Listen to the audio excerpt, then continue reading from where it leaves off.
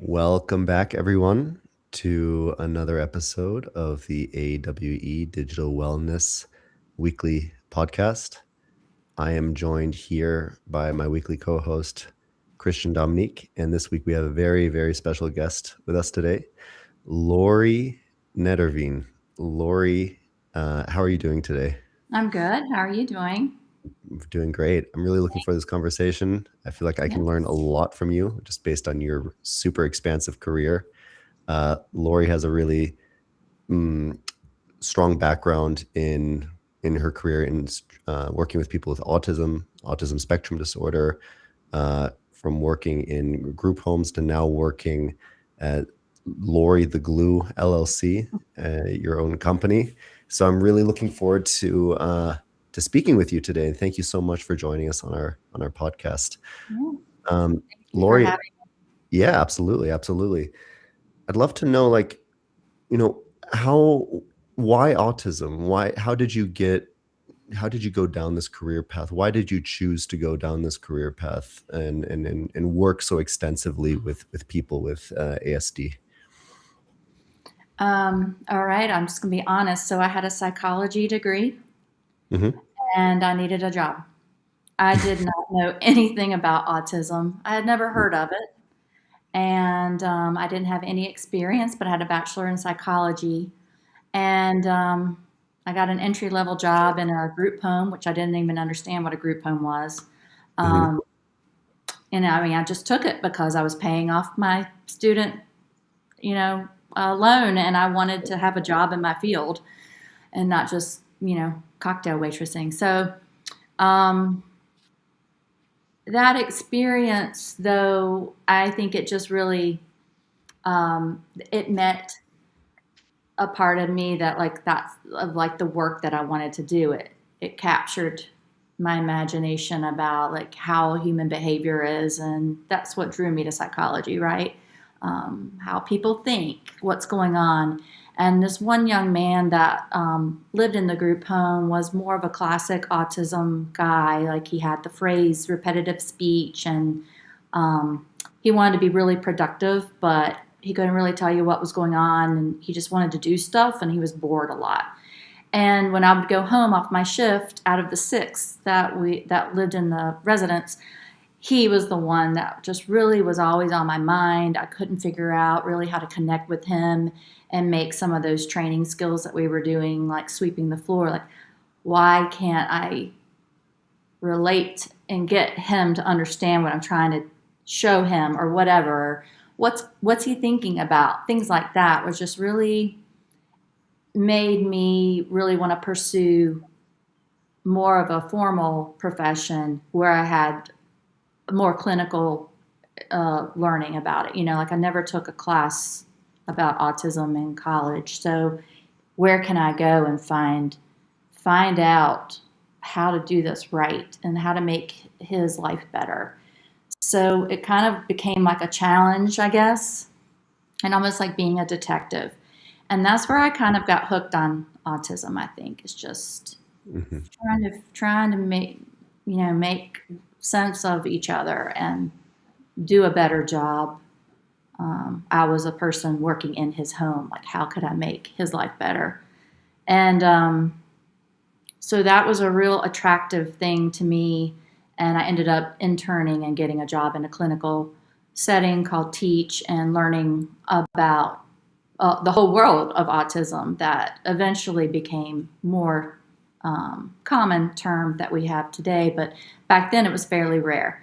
So I got to really dive in and learn all kinds of different techniques and a whole range of people and lifespan. And I was on diagnostics and consultation. And then so from there, I kind of kept pursuing how to do things better, how to help develop training for professionals like me in the group home so that they can have the tools. Or I did created new some of my roles were creating new innovative types of programs like a food truck to employ people with the spectrum and making things more inclusive, or a culinary training department. So those are some of the things I worked on. so that functional skills were available and quality of life improved.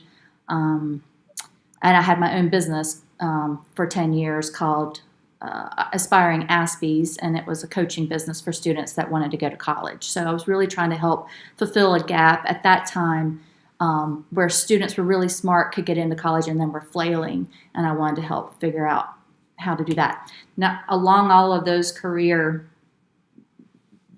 journeys and stops, I ended up marrying a man whose brother we didn't realize was on the spectrum. And so he moved near us. And at age 40, once I started seeing him in a new environment, I recognized that there was something else going on other than ADD. And for 17 years, we supported that journey for him. So I was actively working with clients, and I was helping my family member who had other chronic illnesses along the way. And eventually we were guardians of him. And so I got interesting perspectives. So you just mentioned that you didn't realize that he was on the spectrum, and the emphasis is on the word spectrum, right? Autism is a spectrum, and you can have a lot of different types of autism, and perhaps that's one of the big misconceptions is that people just throw it into one category. Could you explain a little bit more about this spectrum and different types of autism? Mm-hmm. Well, the way that the diagnostic book is now, I think, is a lot more representative of the types of how IQ and the certain types of characteristics of social communication and behavioral characteristics mesh. And it's called the spectrum, and that's the word. And I've always loved that word, the spectrum, Mhm. because I think sometimes people use one facet or one observation or key in on something that somebody does and want to label it as that. So, like, for instance, my brother-in-law, he was diagnosed formally with Asperger's, which is not really a thing anymore. But back then, I think it was kind of like the Asperger's, and then people would use high functioning autism, and I really don't know what that means. People throw that term around all the time, but it's kind of like if you don't know what to compare it to, then you don't know what. Am I comparing high functioning to a neurotypical person or to somebody on the spectrum that's, has a very low IQ and is nonverbal, or am I talking about functional skills, or am I talking about developmental skills, or your age, or I don't know what you're talking about. And so are we talking about regular education or not? And there's just so many different ways that a person can fit into the spectrum that I think in today's terms, I feel a little bit better about it, calling it neurodivergent and just calling it kind of like, your special way that you are and that you sense the world. But I think some of the reasons that some of people that I supported had such a hard time was either they were not understood, and they weren't maybe they were over expected or under expected. And so that's why I think is sometimes you can never say that getting a diagnosis is like a particular outcome. You can't limit somebody's future based on a formal diagnosis, even if they get one and it's severe, or they have every single characteristic in the book. It's the way people live and develop, I think, can always surprise us. So I don't know Yeah, if that answers your question. thanks, Laurie. And yes, we tend to now understand these neurodivergence, so how the brain has been evolved biologically and culturally, and we still know that there's neuroplasticity. So it doesn't mean the brain that you have now or that you had last week will be the same as going forward. So there's still a lot of potential for coaching, for training, for helping, for supporting Yeah. those different brains, right? So that's what Mm-hmm. we're talking about today. And for the audience, if they did not know, we talked about autism as a spectrum, but we always talk about all neurodivergence as spectrum, right?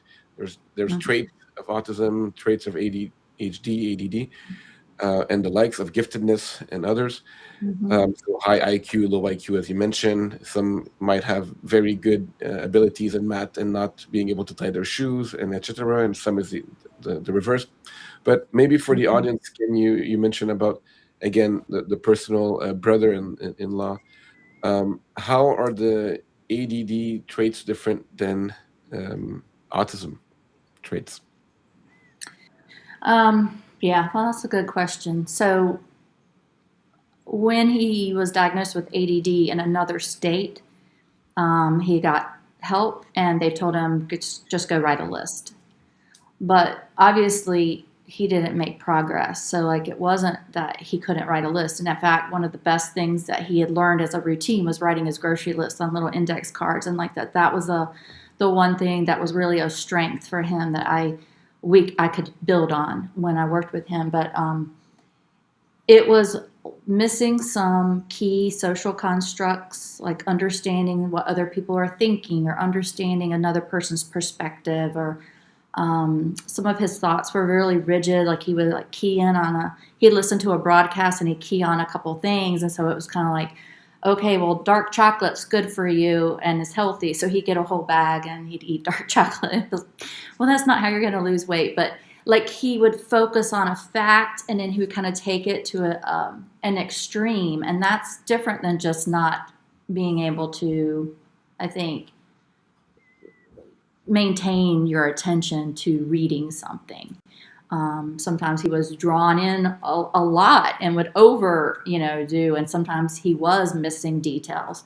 But I think it's just kind of that social communication piece of really understanding that another person has their own set of thoughts, and how you exchange that together. I think theory of mind and some of those things that research has taught us a lot, and that has made the tools for identification and early intervention stronger. So it's really about not just your attention. That's part of it, but those social communication pieces, I think, are key. Thanks, Laurie. The theory of mind, for those who are not neuroscience and psychology geeks like us, is kind of the part of the brain that understand other people, or that can imagine how other people think or feel. So that is something that might be disrupted, dysregulated, or in a different mode in people with autism trait or in the spectrum, right? Yeah. So I was also looking at the other part where you mentioned special interests. So we know, for instance, that people, in the spectrum of giftedness, also in ADHD, might have a lack of attention in general. They do have the ability to be hyper-focused, and it's normally when they have something that they're emotionally engaged in, right? So when someone with ADHD is engaged in something, they can be hyper-focused, but they might be more distractible in general. What's specific, from what I understood with autism traits, is that there is an even more precise, not just interest, but special interest, as we call, right? So it's something, as you mentioned, like specifically about dark chocolate, right? So it's very, very, you pinpoint an interest, not just a range. Mhm. Can you give us some examples of how that manifests with the people you've had the chance to work with or be with? Yeah, I like to call it their passions. It's something innately that they've tuned in their brain. And what I think is beautiful, I'll just say about the spectrum and honoring kind of that diagnosis as like something that you don't want to eradicate, is I feel like there is a lot of the people that I worked with, I may not have been able to communicate and be in our world that is so neurotypically designed, but that a lot of times there have been some fascinating skills that they've had, like precision, and they're very visual learner, and then they would like fast forward and forward a videotape that they like to play over and over. So I had a kid that I worked with in the home, just as helping me pay my bills because I was working for the state, and he could do that. I mean, he just was really, he knew exactly the millisecond of a video that he could get, that he wanted to see that. And then he would go make the scene with all of his stuffed animals and cut out pictures. And he would just make these very creative scenes on a big train set. And he would pull different characters and things from his toys and and then he'd go back to the TV and he'd get it. And that's like kind of like sometimes you can see that in like a video editing skill or the music that's happening.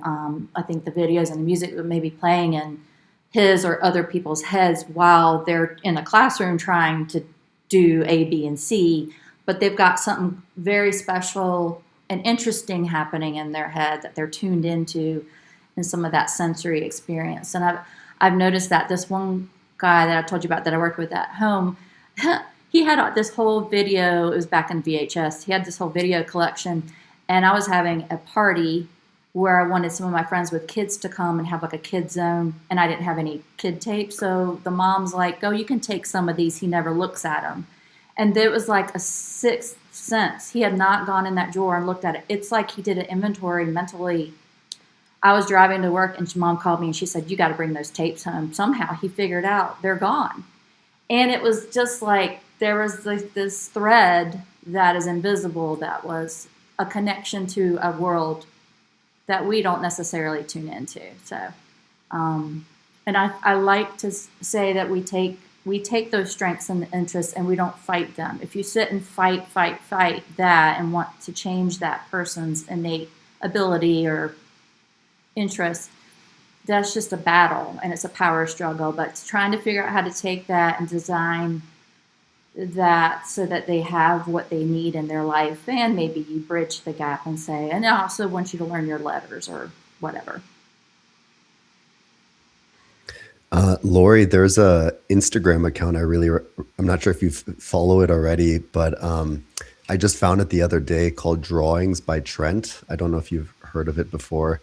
It's a pretty big account. They have 1.3 million followers, and basically it's this guy, the account's managed by his family, but has level 3 autism spectrum disorder, and he's an artist, and it's not that he's just like, oh, nice draw.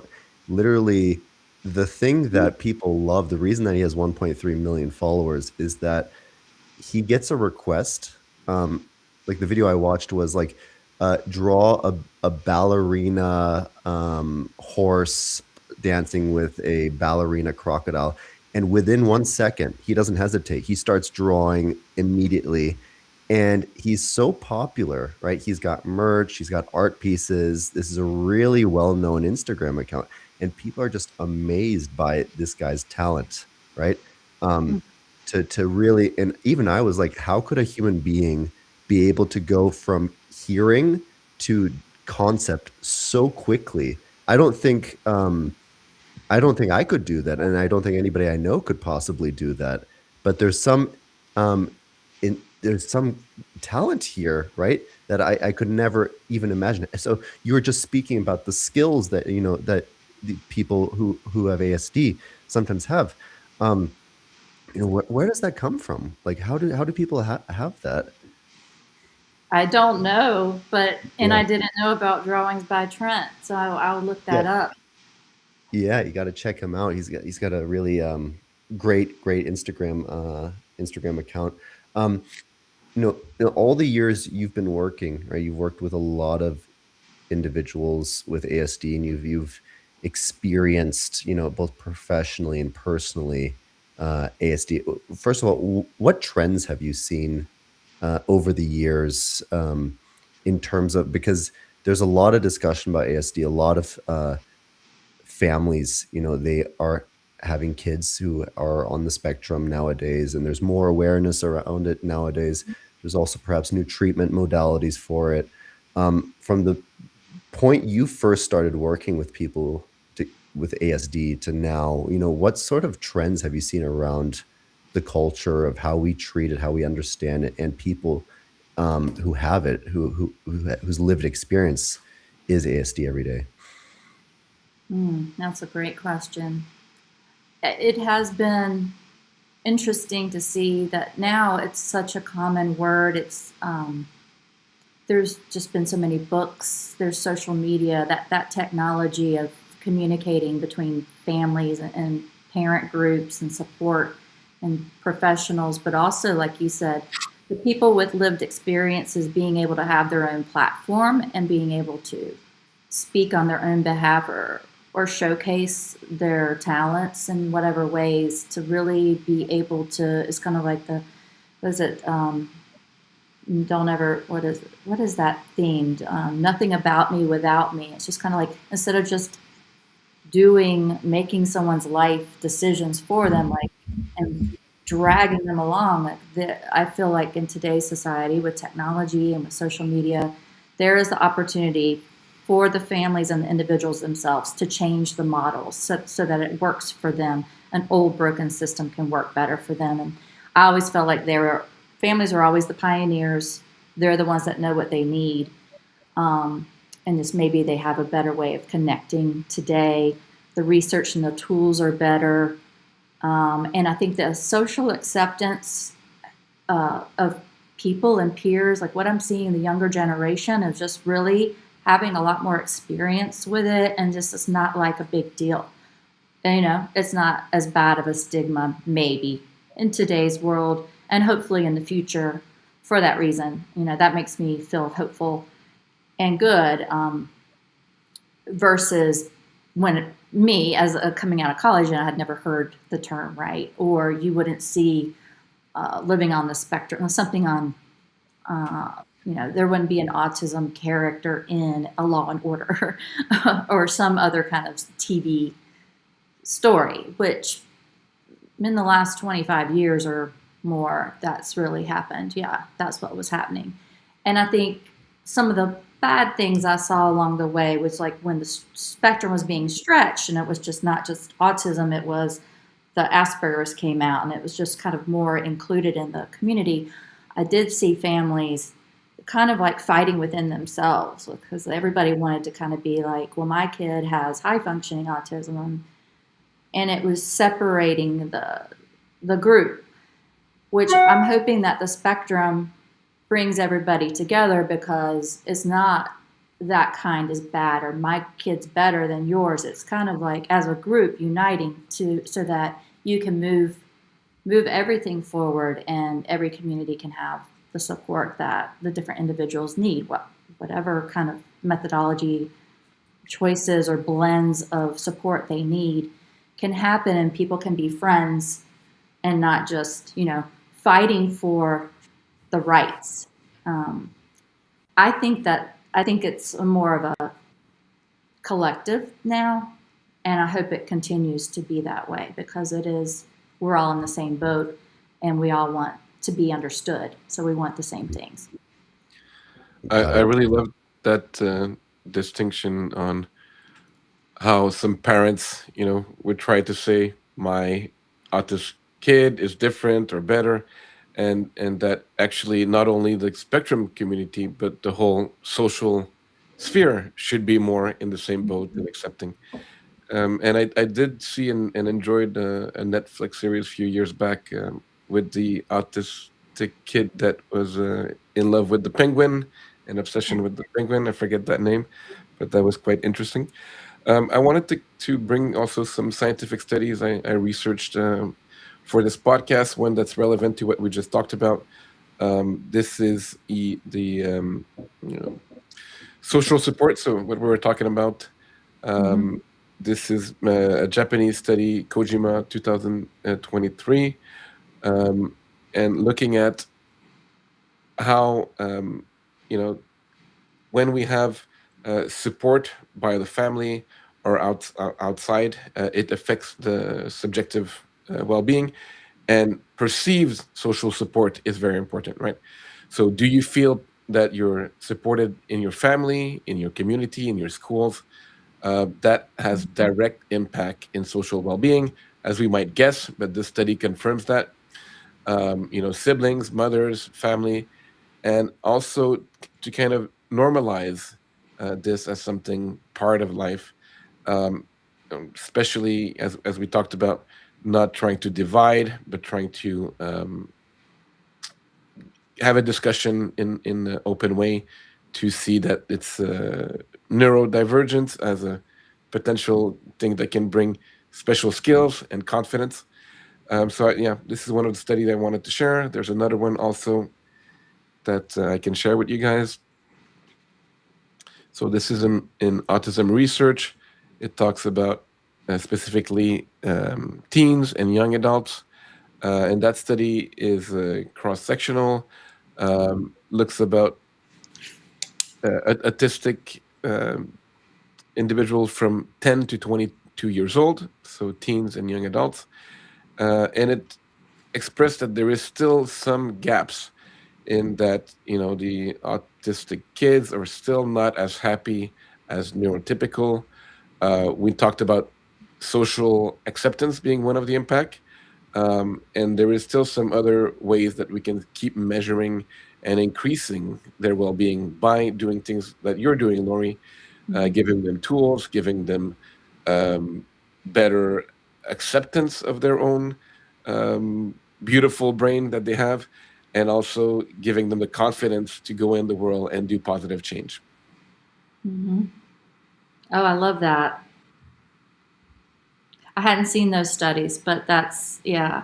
I feel like there is a correlation between mood and self-confidence and like self-perception, um, especially for some folks that may not have those heightened show-off skills. It's not as apparent, and so the people that struggle, maybe they fell through the gaps in certain support eras or Yep. communities, and I think my brother-in-law fit in that. I mean, I felt like he got part of the late diagnosis that was so difficult to support him was his resistance to wanting anything to be wrong. I mean, he considered it wrong. And so it was a pushback internally from him because he felt broken. But every time he tried to clamor to be at the same level as his siblings or peers, I mean, it was a struggle and people misinterpreted him and it caused a lot of harm, I think. So there are people that I think have just missed certain times where they didn't get the help that they needed, or maybe they were just in a school setting or a certain situation where people didn't understand, and it was unfortunate. And I think that has long-term harm. It affects your self-perception of that I can't do anything right, or I'm a failure. And I hate to see that, because obviously everybody has gifts, right? And we all struggle, and we all have things that we need to learn and do. Thanks for mentioning that in the specific life example.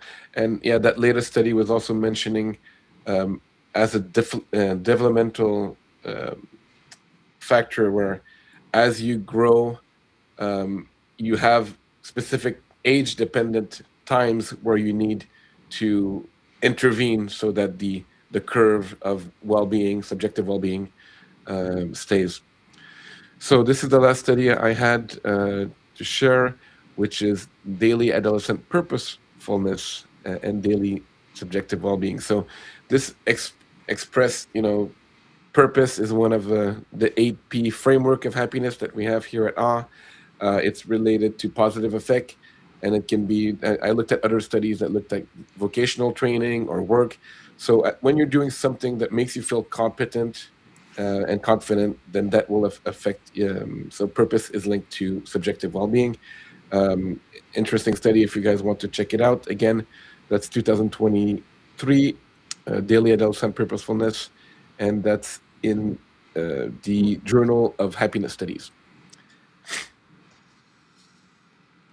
I feel like that was something that when I had the coaching business, even though I was working with really gifted students that had no problem getting into higher education, the issue with that track had been that they had always been seeking that academic pursuit, and that was their strength. They weren't really laying the groundwork, and it was hard because trying to get into college level, that's like a full time, all the time. Trying to get into different colleges and stuff. That is your full time job, but without some of the functional skills that other people on a different educational track were already getting in school, that's why a lot of people were experiencing failure for the first time. I mean, they were just shocked when they would fail a class, so they could memorize a test, but they weren't figuring out the syllabus, and they weren't able to really, transition from that home and that high school routine with a lot of natural support that might have looked just normal, but it was hidden. Mom woke them up, mom and dad chauffeured them around, took them to the medical appointments, but all of a sudden you're your own legal guardian. You're expected to do all kinds of responsible legal type of things and signing documents, and they don't want to have the professors don't want the parents to contact them. So even though I was coaching students to matriculate through higher education, what I was really doing was like teaching them all of those 360 skills, like social, pre-employment skills, self-help, hygiene, and it all goes together. You can't really be a successful person in a job if you can't take care of your nutrition and your health, right, and your time management.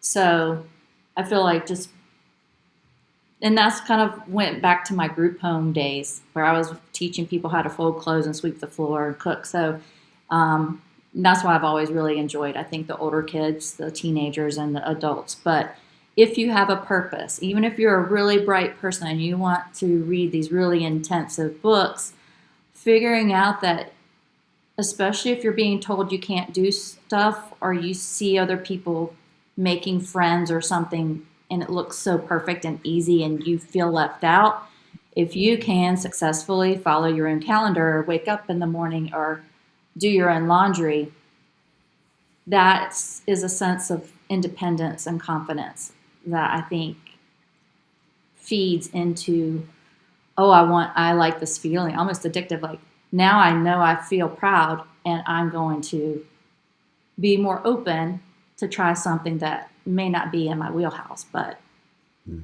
I don't have people telling me that I'm bad or I'm wrong or I messed up, right? So you mentioned earlier the teach method. I'm very curious to learn a little bit more about what the teach method is, and can you explain what that philosophy looks like in practice? Okay. So teach is all caps TEACCH. You can go to teach.com. And that's a North Carolina based, through the University of North Carolina Department of Psychiatry methodology. It came up as a autism project in the 60s, and then it got funded by the state. Their methodology is called structured teaching, and it's really just trying to build a bridge between who a person on the spectrum is with their particular characteristics and how they can be more happy and functional in today's world. And so part of that is really saying, using their skills and strengths to explain what might be happening in the social theory of mind kind of world that we talked about. If they're visual learners, putting more explicit visuals out there to organize their world and make it more approachable. And then a lot of it is similar to maybe some other methodologies. It's just positive behavior support is using their interest, building in reinforcement, building in, breaks or whatever kinds of necessities need to happen so that their stamina to learn and their attention, it's in line with where they are. So doing a grade assessment, always assessing before intervening and continuing to assess and edit to make sure that your expectations and your teaching is at the correct level of somebody's understanding. Breaking things down into smaller bits and so that they have more success, and that's reinforcing. And I think one of the biggest tenets is that I loved, it was parents as co-therapists.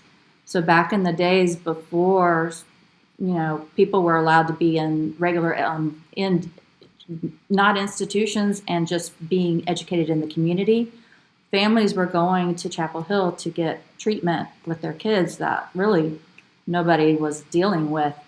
And it wasn't blaming the moms. Back then they were called the refrigerator moms. They were being blamed for autism. I don't know. I mean, historically, that's why the term refrigerator? What they were saying that the frigidity of a mom not connecting with her infant caused the autism and like being off, like kind of an isolated kid.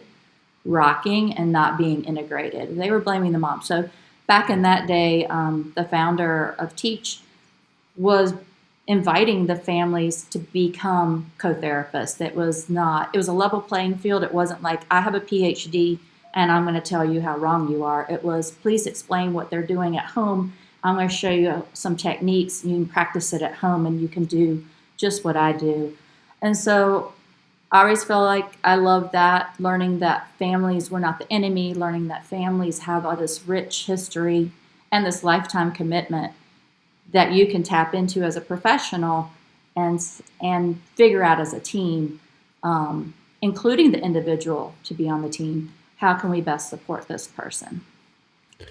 Yeah, I think it's normal for a lot of people to try to shift blame and to say like, okay, who's responsible for this? And it almost leads me to another question that I had previously, which is that there's a lot of debate currently about whether autism was previously underdiagnosed in society, or if there's some sort of factor that's leading to more people being born with autism. Do you have any opinion on this debate? Do you tend to one side or the other? No, I try not to get into all that. Okay. I'm not sure. I'm just not sure because I've lived a while, but I haven't lived that long. And I think it's Mhm. really hard because the tracking wasn't there. Correct. The interesting thing about that, though, was when I was on diagnostic teams, and sometimes I would test the teen, and sometimes I would do the structured interview with the family.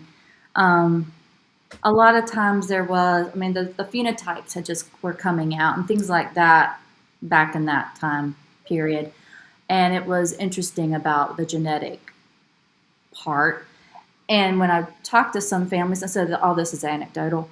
A lot of times they would say there was somebody back in their family. Like there was an uncle that would tinker and take apart radios and mechanical stuff. And he lived up in the attic and we just never knew, we always took care of Uncle Al or whatever. And it was just there a lot of times throughout one of the parents, there was something that was, and I guess we would call it failure to thrive or whatever, but it was just something like that. And where they never really could identify something, but they were really bright. I don't know. I don't know. I guess I like to just help the people that are struggling and maybe leave all that. So it seems, that, we're not giving, maybe we don't have the information to say there is more autism based on external factors, but we can at least assume that there is or was some autism that was undiagnosed as part of the Exactly. factor, right? Yeah. Oh yeah. Because I think that's what happened when Asperger's came out. A lot of people were saying, well, where did this come from? This hasn't existed before, but it had. Asperger's syndrome, I think, was identified in 1954 or something, right? In Austria, something like that. But anyway, it was, I don't know. And, I think it's a complicated issue. There's probably not one reason, and there's just like not one type. I just think it is hard to type it out because you could have the levels, like you said, the level three levels. But I don't know how many people with autism I've met. They're all unique, and that's what I think is like. I'm really proud and honored to say that I think the older I've gotten and the more experience I have, the more I will say I don't know because I don't know the answers because I've had a lot of people that I could suspect, I could coach and it didn't work out with me or I wasn't the right fit or they surprised me and, and maybe it took a lot, but then like they would all of a sudden show up and do something. And I'm like, oh my gosh, I never suspected that. So like they're human beings, like you said, Christian, is like elastic brain and you never know what kind of things they pick up on. And about the brain, one thing that I think is interesting is I'm still in touch with some of my students from when I helped them. And one young lady, I helped her from middle school all the way to going to college, so a long time. I spent 2 hours a week with her. So we had a long bond. And she'll contact me and text me, and she'll say, I'm doing A, B, or C, networking or something. And she's like, now I understand what you were trying to get me to do, Laurie. And I'm sorry I was a B to you. And I'm like, all right, well, you were a teenage girl. I love you. But her brain is like a little bit more flexible now. She's not in the hormone mode. She's not in the, you sound like my mom, or something, or I just don't want to deal with you. Ooh, I got to plug my cord in. Go And I just charge love that computer. that development is happening in her brain as like a 30-year-old now, you know what I mean? Or between 25 and 30, she would reach out to me and she'd have a broader way of thinking about history and what she was doing now. And she was sending me sweet texts thanking me for helping her, which I didn't need, but like I was just really surprised it wasn't prompted, you know what I mean? And I just think that's what they talk about, brain development happening later in the 20s. And I don't think that you can underestimate in adolescence how much during that time of turmoil in your body and mind, it can distract and affect development if you want to be on a track, to do A, B, or C. A lot of things, I think, when you're on the spectrum and you're in puberty, it's really hard to stay on a timeline. And that's what I would say too is to families is just don't expect your kid to be on the same milestone as everybody else. It's okay if they need a little bit of time to just feel better and feel comfortable enough to learn. I think people even living without autism are constantly comparing what milestone they're on to their peers and where their parents were when they were 28 or 30 years old. So that's, very, very interesting that you mentioned that. So there are cases of people who with ASD where the brain development is just delayed to a later period in time. And then they grow out of having ASD? Do they develop out of that? Or is that even possible? It's something that I've heard before. I don't subscribe to the growing out of autism. Okay. I do. I bet though sometimes if you went through another evaluation with some intervention, there's people that say they're indistinguishable from their peers, or maybe their level. I don't know if their levels could change if they got some more support. I've seen people do things that doctors told the parents that they would never do. I've witnessed that, but I think that's a testament to the resilience of the person and the amount that the family supported, and what was really going on inside a child. And back in the day when people just dismissed that diagnosis, but just kind of growing out of it, it's not. I don't know. I guess I just like autism and think of it as a cool part of a person that maybe the interfering characteristics can subside, or they can learn to adapt just like we all do with our weaknesses. I just wanted to add, you mentioned sometimes you would work X amount of time and then you see a breakthrough, right? Yeah. So, and then again, as Mark said, that might be not only from ESD, but for every human being, right? Again, you talked about patience, about passion, as calling special interests their passion. Again, purpose that we talked about with the studies, and we can add patience to that, right? So patience, purpose, and passion, all part of the 8P, framework of happiness, and applicable to every human being, depending or not on their neurodiversity. And you also mentioned grit. There is also some interesting studies that say that grit can be a potential moderator of that special aspect of autism and social well-being. So that means that if you have something that's very specific, passion, we'll call it, it might be difficult and long to get through it, right? So to have perseverance, resilience, or grit will allow you to engage in, and it's more about the quality of the engagement than just the presence of an interest, right? So if you do have an interest, and again, you can be in the autism spectrum disorder or just a human being, use that as a way to be present and engage, with intention in Right. whatever interest or passion that you have, and that will increase your happiness, right? So Definitely. I love that. The 3 Ps.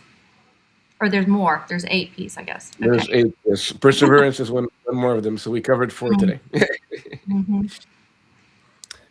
So you coached a lot of teens who are preparing to move from high school to college. What were some of the challenges or the biggest challenges the autistic teens face during that transition? Every student I worked with or met through that period, a lot of them had a lot of natural support, or their intellectual ability, like where they could just ace everything without needing to really pay attention to the nuances between like how the different teachers taught, or all of the types of things that they were going to have to do when it was put on them for college. And I think I don't think the families were ready. They thought they could hire me in May and we'd be ready for freshman year and like do a summer runway. And it was just, that was not enough time to learn some of these functional skills. And most everybody that hired me, the profile of that individual was more passive. So they had skated by, and I mean this in a nice way, like they were the good, well-behaved, quiet bookworm people, and other people were spending time on the ones that were like folks in their classrooms that, no matter what, whether they were on the spectrum or not, more vocal and verbal and behavioral. And so these guys just kind of were just quiet and not asked to kind of be challenged because they weren't challenging other people. And so I think it was harder to see once they got out of those natural support routine habitats and that school day. That's just, once you learn how to go about changing your classes, it stays that way, and where your lockers, you don't have to really pay attention to design your own life. You just kind of follow along. That was abruptly scary. And then these folks that were so successful and everybody had such high hopes. I mean, you come off of high school graduation, you're just elated, and you're going to a school and you're going to move away maybe. Then you're all celebrating and excited, but then the first term, you're like, the person's depressed, or they're not even going to class, or they're failing out because they didn't do their homework, and they're just, for the first time, almost like the door just slammed on them, and it's such a shock and it's such a blow. I saw a lot of people flailing and wouldn't refuse to try to go back, like felt such, it affected their mental health.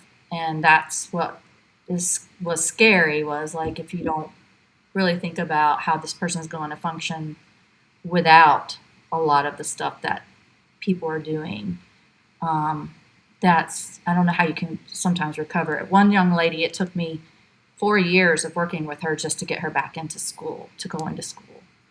And she did great after that. But that was just kind of like how that affected their persona and like how they thought of themselves, as being successful and smart. That was scary. And so families were paying the bills and paying for a lot of stuff, but they couldn't see the report card. They weren't given access. I think it's because, like, when you go to college, you're your own legal guardian.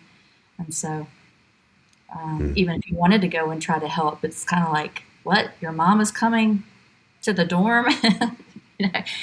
It's just a different world. Yeah. So what role, when we talk about parents and educators here, how can we encourage them, especially, or how can parents and educators really encourage young people to communicate their needs without feeling labeled or stigmatized in this context? Yeah.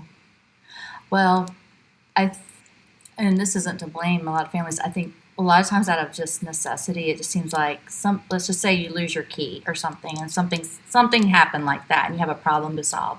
A lot of times the go-to is like telling your kid on the spectrum, just wait in the car or just sit here and I'll deal with it.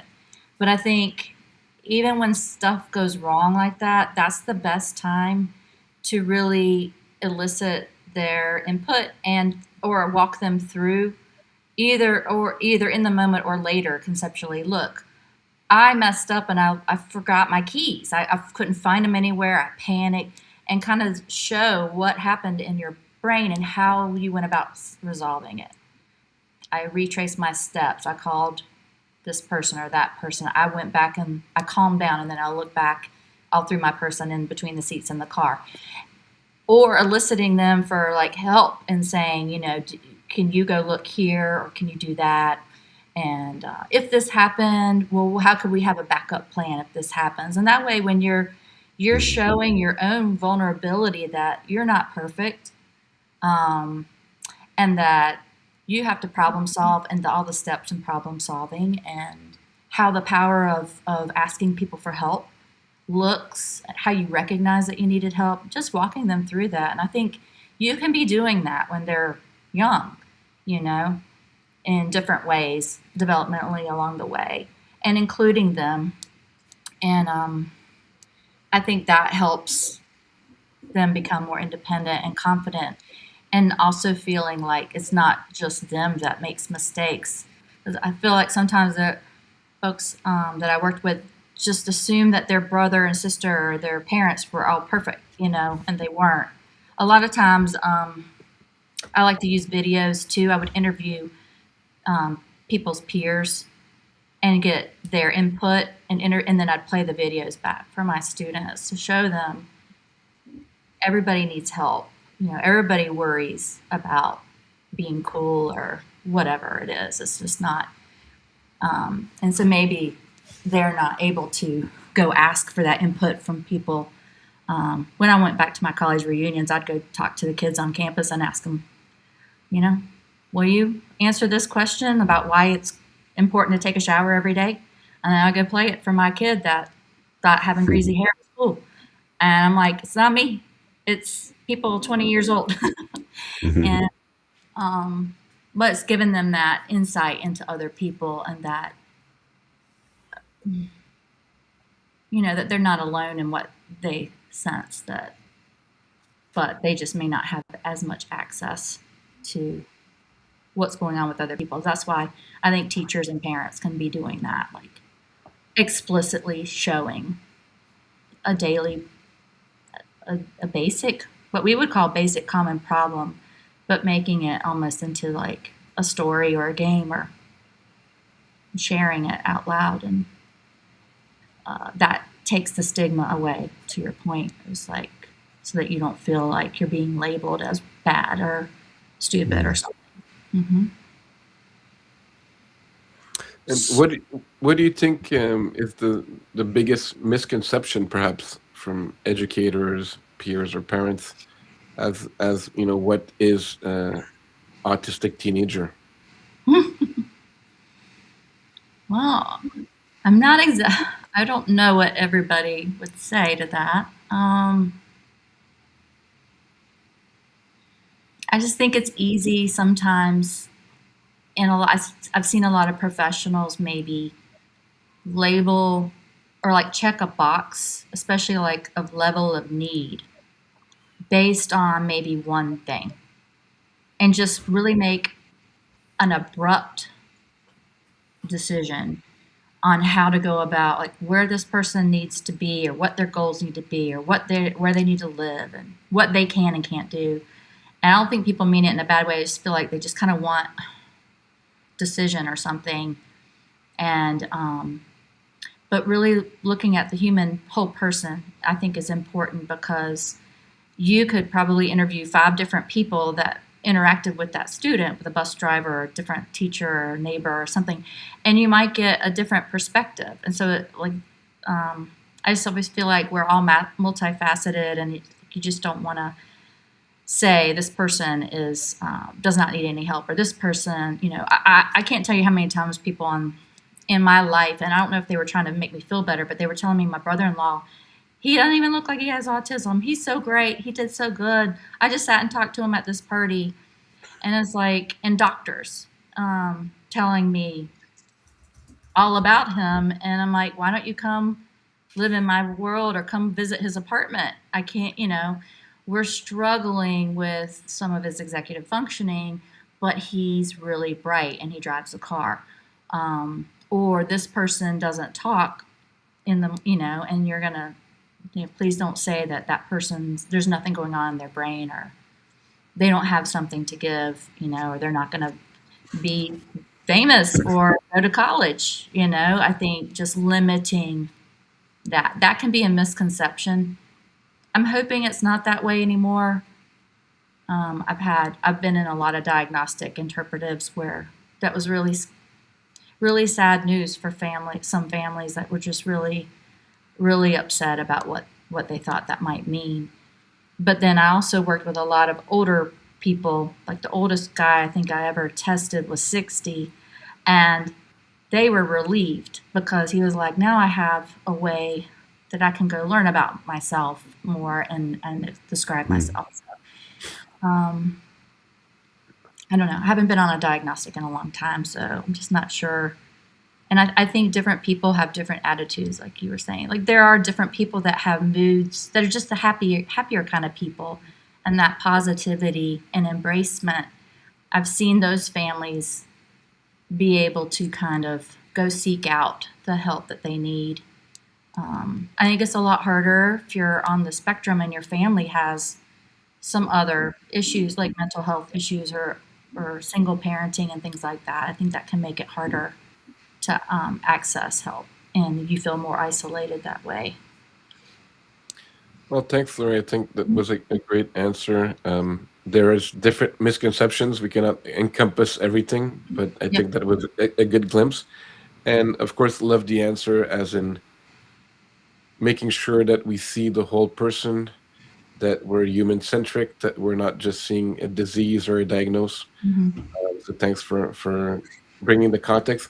And I loved also, for some people, it is useful to get a diagnosis, right? So ideally, we should not see people as diagnoses, but for some, it is helpful in the way that, as you mentioned, they can bring curiosity to learn more about themselves, right?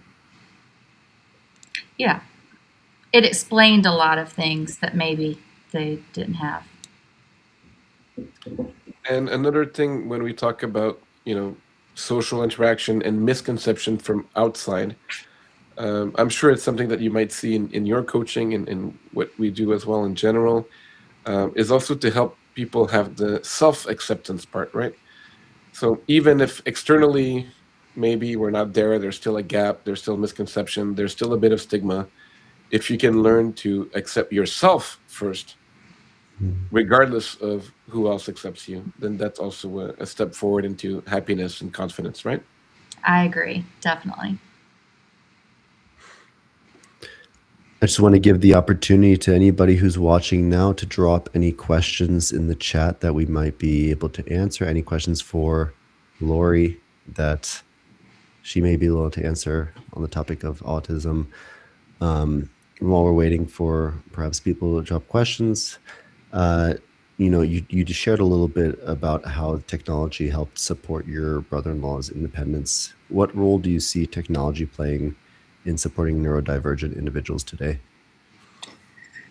I think that there's more tools being developed every day, but I would say being able to live more independently. I worked on a project where it was using technologies to replace human prompts. So like a panic button and stoves that turn off immediately, and just I'm on a human rights committee, and we review stuff like trackers and for elopement, and just finding people. I would say AI probably would help a lot of students in college just trying to create an outline for a paper, or start an email to their professor. I can't tell you how many hours I spent writing for help to professors, like word by word. And I think that could be very useful. Timers. My brother-in-law loved Alexa. He was also diagnosed with myotonic dystrophy, so his muscles and coordination and dexterity were becoming more difficult. So like researching and just texting us was harder, but if he could just contact us through the Echo Show, he could get us on video, or he could ask Alexa for a timer or a trivia question or playing music. And that was really nice because I think he was lonely, and that was kind of a companion-based voice-activated technology. So for him, that really worked. It's fantastic. And when you think about the future, in terms of the technology, AI, and all the developments that we've made, with regards to autism research, what gives you hope for the next generation of neurodivergent young people? I just hope that there's more and more people that are identified and treated earlier, Hmm.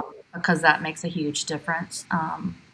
The acceptance in the communities that, in places that maybe where my brother-in-law grew up where he wasn't identified, I'm hoping that today that same mistake wouldn't happen.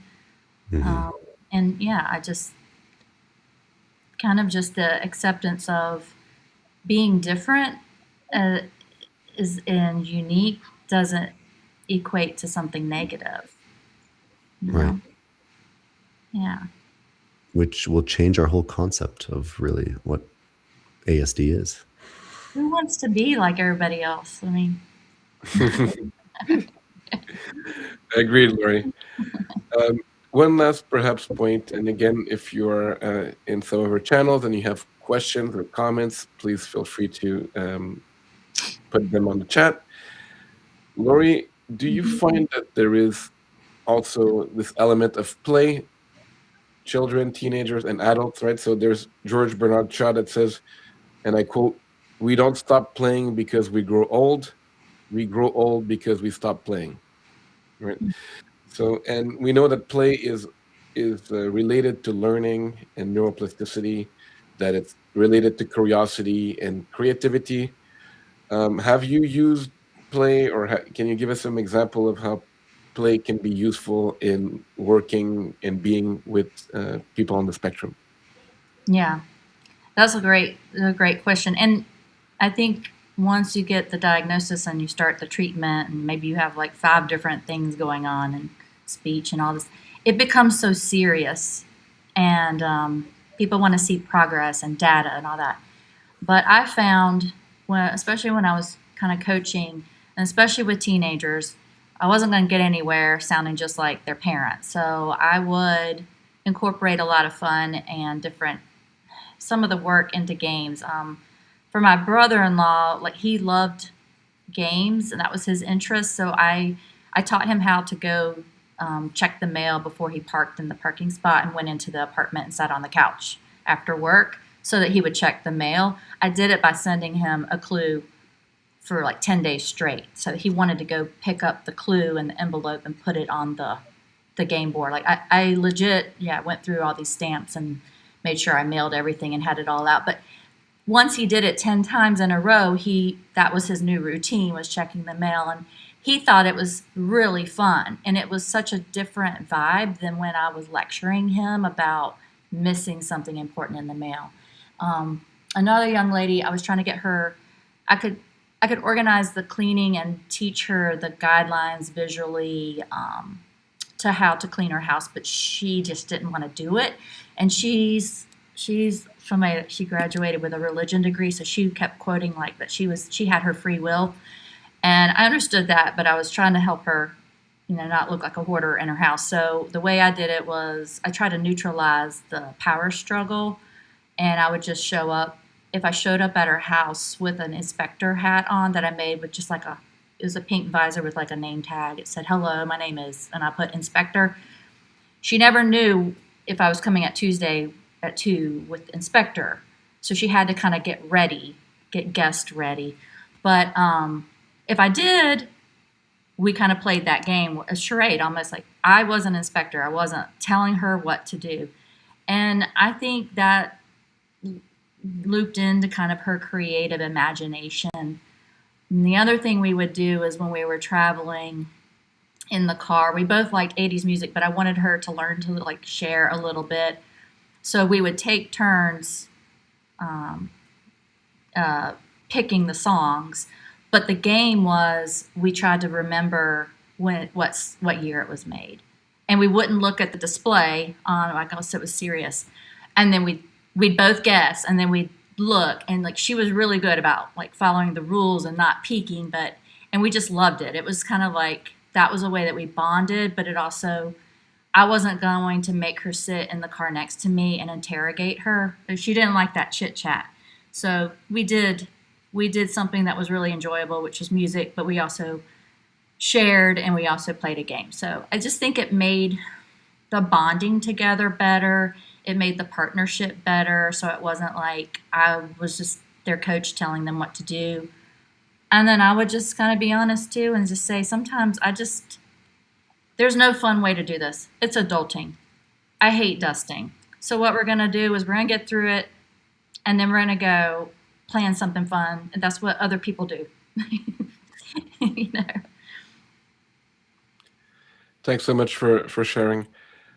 And is there also some potential way to help like emotional regulation, vagal nerve? Have you ever done breath work or meditation with any?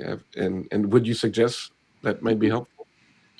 Yeah, guided meditations. I think that's another thing I missed on the technology is you can find that yourself with your own, like the Calm app or other things. You can create your own ways to kind of calm yourself down. What I worked on more than that was probably just like calm down routines and asking for ways to communicate and asking for help and making that fit into a system in the classroom or the family, so that it was normalizing asking for help or going and leaving a task and taking a break and coming back. But the stuff that you do during that time should be individualized. And I think learning yoga poses, or I had one kid, he would just watch look at his books or play with his stuffed animals and kind of play his videotapes in. And then when he was ready, he came back.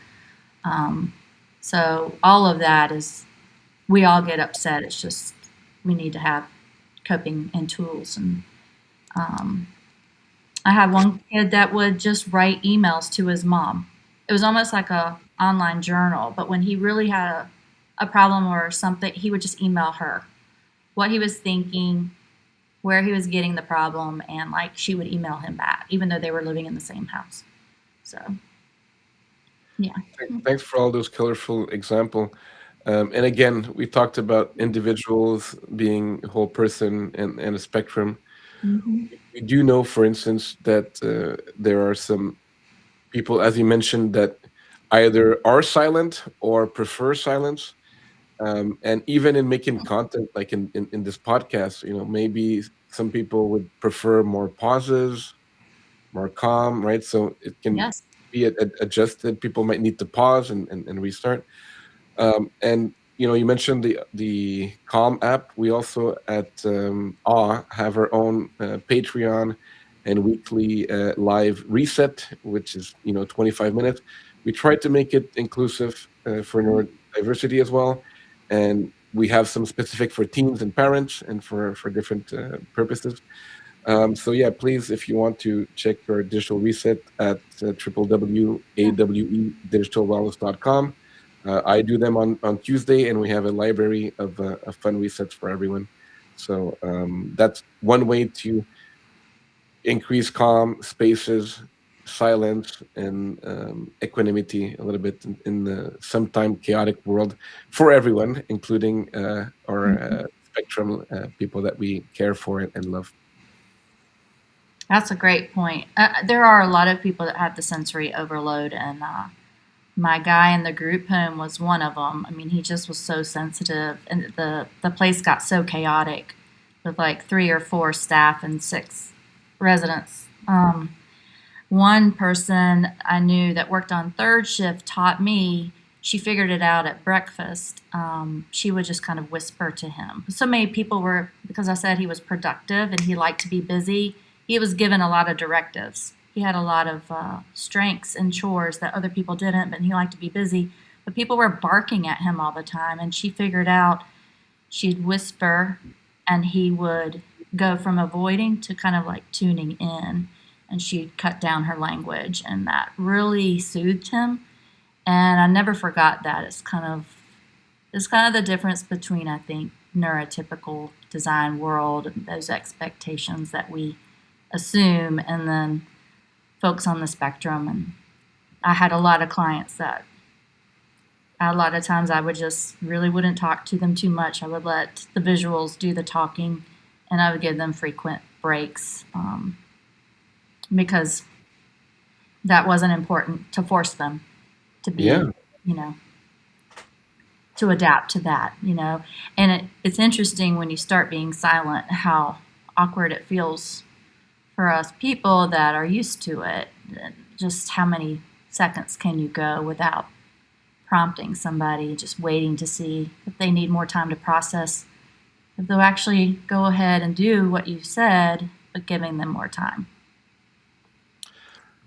Thanks for the example, and I think that's the same also in regular relationships. The more stress and awkward you might feel or expected to do, right?